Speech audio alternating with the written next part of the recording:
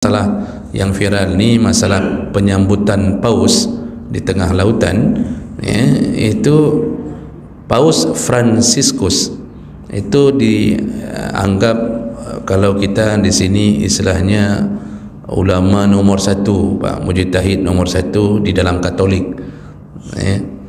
Nah, kedatangannya di Indonesia ya boleh-boleh saja, itu hak dia datang kemanapun. Namun yang menjadi viral adalah ketika disambut oleh orang Islam sampai menghinakan Islam itu sendiri. Kenapa saya bilang begitu? Siakut, Bapak kenal Siakut? Siakut, Menteri Agama tu, dia sampai ceramahkan dalam penyambutan paus itu. Kan isi ceramahnya dia mengatakan, saya kagum ini terhadap paus dengan pakaian yang sederhana, didorong dengan kursi roda yang sederhana, dia datang sendiri dengan pesawat yang sederhana. Inilah salah satu yang bisa menjadi suri tauladan kita. Kan bodoh Siakut tu. Memang sekarang zamannya yang diangkat adalah orang-orang bodoh. Kalau tidak bodoh, itu tidak bisa jadi presiden dan wakil presiden. Jadi syarat mau jadi presiden dan wakil itu harus bodoh. Kalau tidak boleh, Pak. Karena dunia sekarang memang membutuhkan orang begitu. Masa dia puja-puji paus yang dulu Syekh Azhar, periode keberapa itu, Pak, tahun-tahun sekitaran 80-an, itu ketika paus mau datang ke Mesir, diajak untuk berdialog. Paus di masa itu paus di masa itu masih Paus Paulus. Dia kan berbeda-beda gelarnya, Paus Paulus, Paus Benedictus, Paus Franciscus, nanti macam-macam, kan.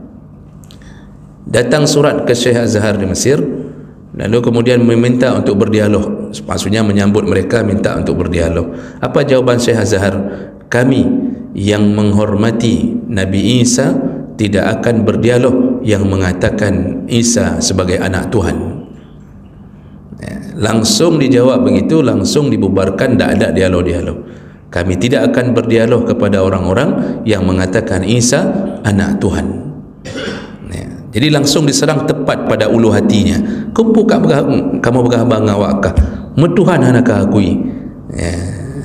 Karena di dalam sisi Nasrani ini, ya, di sisi Nasrani, Pak, Katolik itu menyebutkan Maryam itu dihembuskan oleh Tuhan Bapa. Yang dihembuskan adalah reinkarnasi dari Bapa, sehingga Yesus adalah Tuhan Anak yang berasal dari firman. Jadi si Bapa yang punya firman, firman masuk ke dalam rahim Maryam, Maryam mengeluarkan firman berupa manusia, maka Yesus itu adalah Tuhan tapi berjasad manusia. Jadi orang mengatakan Yesus itulah firman, ya. Tapi tidak perlu terlalu didalami masalah itu, Pak. Tapi kemudian tiba-tiba datang kita hormati orang-orang yang telah mengingkari adanya Tuhan Allah. Jadi ini dosa. Dan kenapa bisa terjadi begitu? Itu karena kemunafikan merajalela di negara ini. Jadi kita dikuasai oleh orang-orang munafik, ya.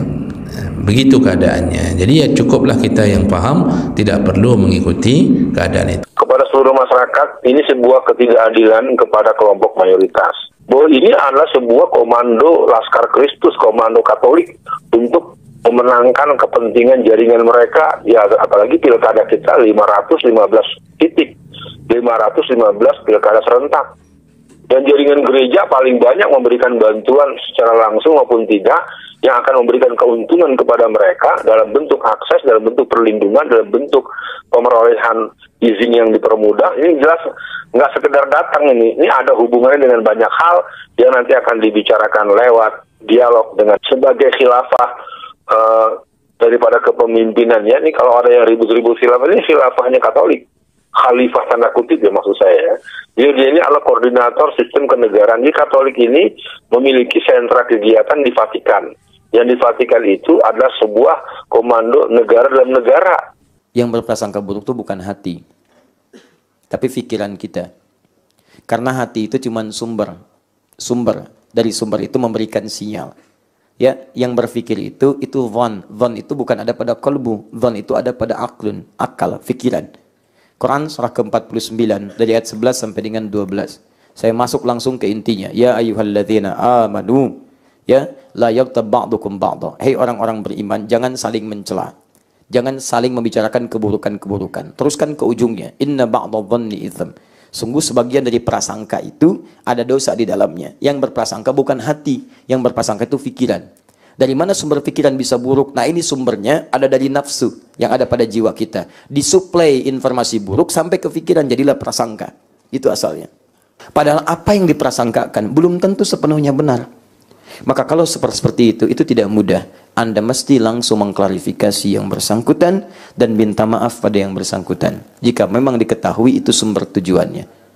Kalau orang tidak belajar menulis seperti itu, kita bisa berikan pengetahuan. Tapi antum yang belajar, saling mencela dengan tulisan, saling menyindir dalam keburukan dan sebagainya. Pada apa yang antum niatkan pada hal yang tidak baik, itu yang paling bahaya. Misal, ada orang lewat, nggak nyapa dengan kita. Ya kan? Nyapa, tidak nyapanya dia, sebetulnya bukan karena dia acuh. Hati-hati, tiba-tiba kita marah. Nggak nyapa dia. Marahnya antum ini sebetulnya bukan diakibatkan karena dia tidak menyapa. Diakibatkan karena Anda tidak mampu mengendalikan gejolak nafsu Anda. Kalau Anda bisa memprasangka baik, mengendalikan jiwa Anda, sehingga suplainya baik ke pikiran Anda, mungkin Anda bisa renungkan yang baik. Oh, mungkin dia tidak nyapa karena buru-buru. Oh, mungkin dia tidak nyapa sedang sakit gigi.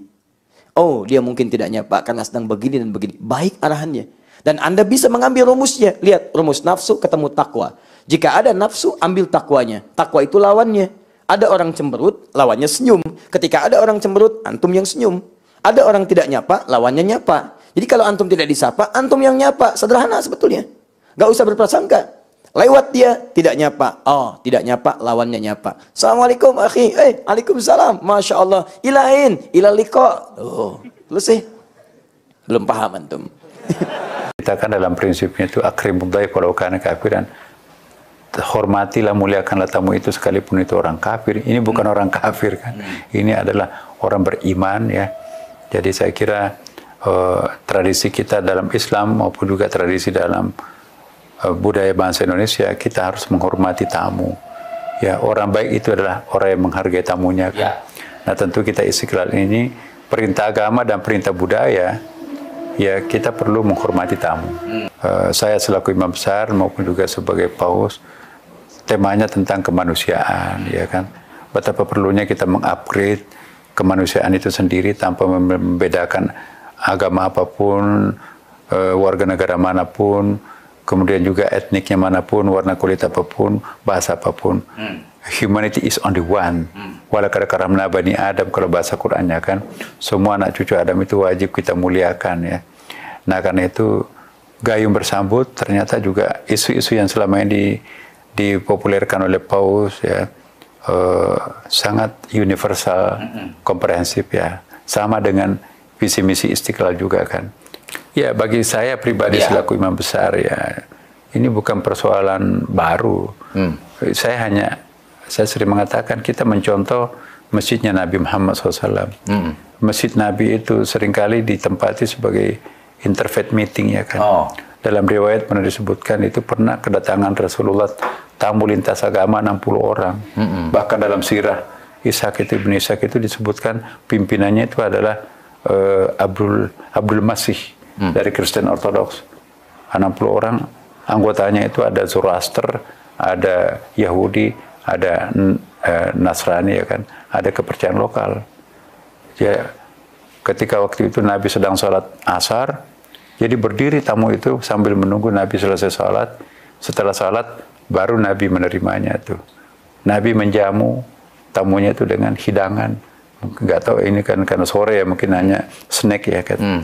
Jadi dijamu di masjid Nabi. Ya. Diskusilah Nabi di situ panjang lebar tentang masalah kemanusiaan. Mulai dari asar sampai menjelang maghrib.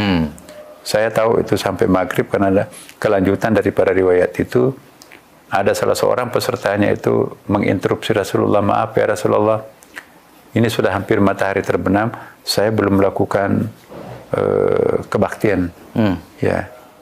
Nabi mengatakan di sini nggak ada rumah ibadah lain selain hanya masjid ini. Lakukanlah kebaktian di sana. Nah, ini di sana itu ada dua macam pendapat. Ya,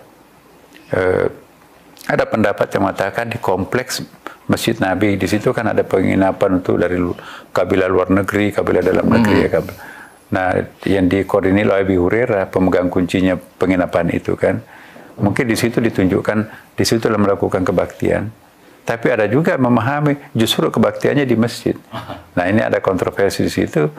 Nah, jadi saya tidak kompeten untuk mengatakan mana yang benar, karena biarkanlah sejarah yang menentukannya, dan biarkanlah semua orang itu punya pendapatnya masing-masing. Tapi bagi saya itu satu poin bahwa Nabi masjidnya sering digunakan untuk menerima tamu-tamu non-Islam. Nah, Istiqlal juga ya kita mencoba mencontoh Masjid Nabi. Masjid Nabi itu kan ada lembaga pendidikannya. Kita Istiqlal ini mencoba mulai dari penitipan bayi, TK sampai ibtidaiyah, sanawiyah, aliyah, ya. Alhamdulillah ini semuanya menjadi favorit karena ini sudah standar internasional. Ya, karena kita juga sebagai imam besar ya kan harus menghitung ini negara Indonesia, ya. Ini negara plural, ini negara yang berbineka. Tentu tidak boleh berat sebelah menyuarakan sesuatu. Bagaimana sedapat mungkin setiap kata-kata, titik koma pun juga yang keluar dari mulut kami, itu semuanya serba terukur. Kemudian saya menghimbau kepada segenap warga bangsa Indonesia, mari kita menjadi tuan rumah yang baik ya terhadap sama tamu-tamu yang terhormat kita ini ya.